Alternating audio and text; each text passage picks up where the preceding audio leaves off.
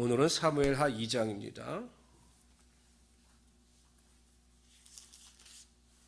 구약성경 464페이지 사무엘하 2장을 보도록 하죠.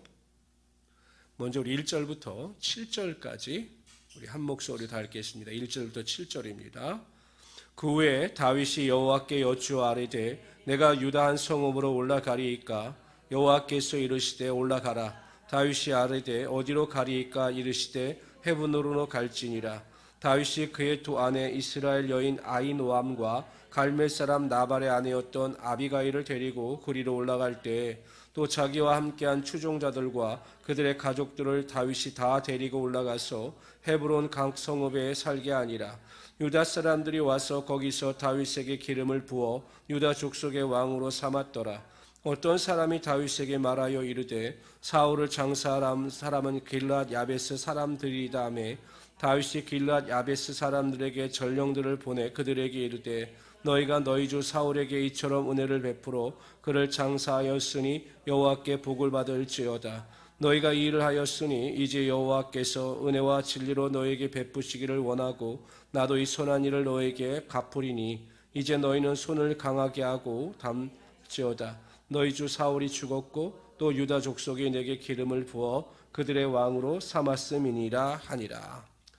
사울이 죽었다는 사실한 다윗은 슬퍼하며 그를 애국하였고 애도의 시를 지어서 불렀습니다.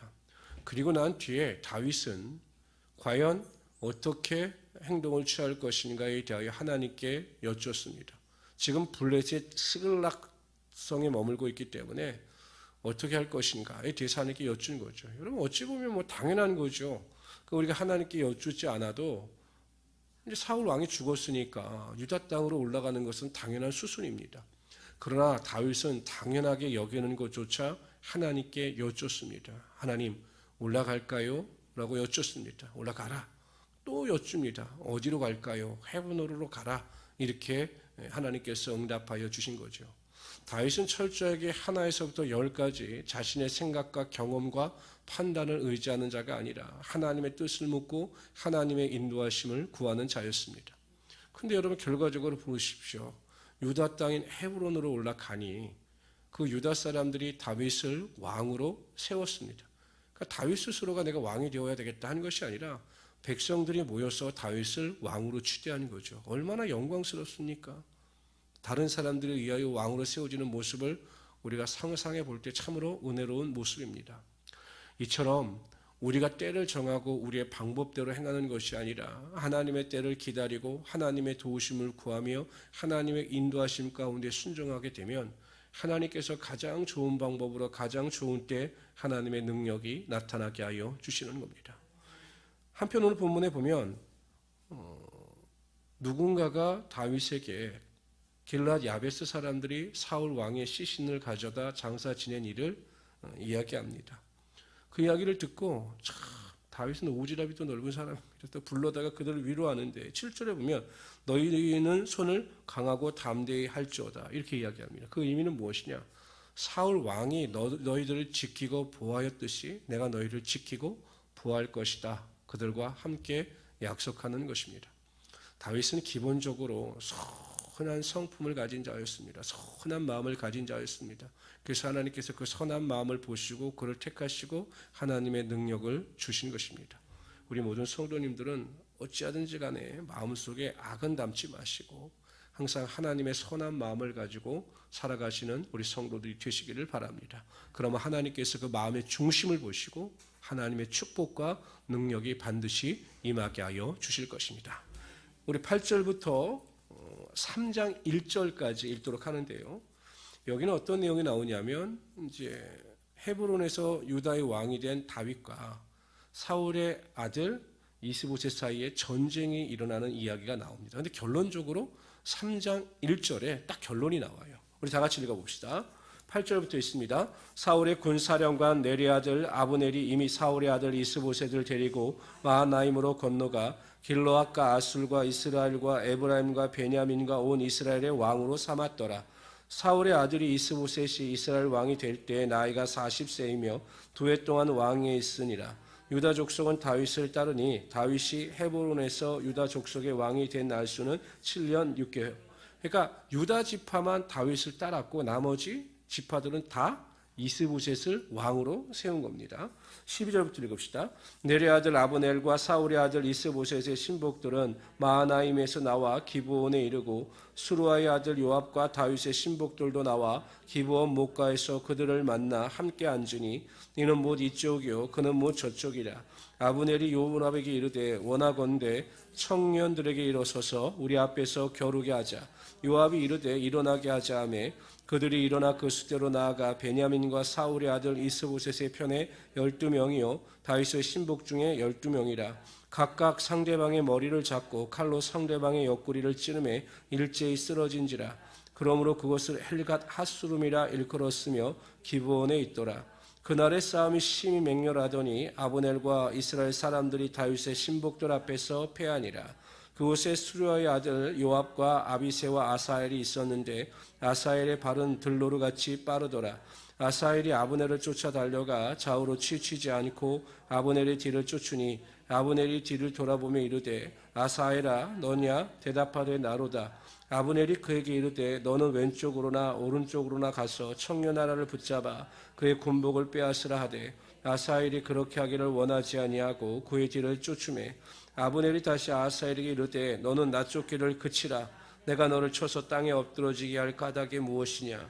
그렇게 하면 내가 어떻게 내 형 요압을 대면하겠느냐 하되 그가 물러가기를 거절하매 아브넬이 창 뒤끝으로 그의 배를 찌르니 창이 그의 등을 꿰뚫고 나간지라. 그곳에 엎드려 죽음에 아사엘이 엎드려져 죽은 곳에 이르는 자마다 머물러 섰더라. 요압과 아비새가 아브넬의 뒤를 쫓아 기브온 거친 땅 길가 기아 맞은쪽 암맛산에 이를 때 해가 졌고 베냐민 족속은 함께 모여 아브넬을 따라 한 무리를 이루고 작은 산 꼭대기에 섰더라. 아브넬이 요압에게 외쳐 이르되 칼이 영혼의 사람을 상하겠느냐. 마침내 참혹한 일이 생길 줄 알지 못하느냐. 네가 언제 무리에게 그의 형제 쫓기를 그치라 명령하겠느냐. 요압이 이르되 하나님이 살아계심을 두고 맹세하노니 네가 말하지 아니하였다라면 우리가 아침에 각각 다 돌아갈 것이요 그의 형제를 쫓지 아니하였으리라 하고 요압이 나팔을 불매 온 무리가 머물러 서서 다시는 이스라엘 쫓아가지 아니하고 다시는 싸우지도 아니하니라. 아브넬과 그의 부하들이 밤새도록 걸어서 아라바를 지나 요단을 건너 비드론 온 땅을 지나 마이나임에 이르렀느니라. 요압이 아브넬 쫓기를 그치고 돌아와 무리를 다 모으니 다윗의 신복 중에 19명과 아사엘이 없어졌으나 다윗의 신복들이 베냐민과 아브넬에게 속한 자들을 쳐서 360명을 죽였더라. 무리가 아사엘을 들려 올려 베들레헴에 있는 그의 조상묘에 장사하고 요압과 그의 부하들이 밤새도록 걸어서 헤브론에서 이른 때에 날이 밝았더라. 사울의 집과 다윗 집 사이에 전쟁이 오래매 다윗은 점점 강하여 가고 사울은 집은 점점 약하여 가니라.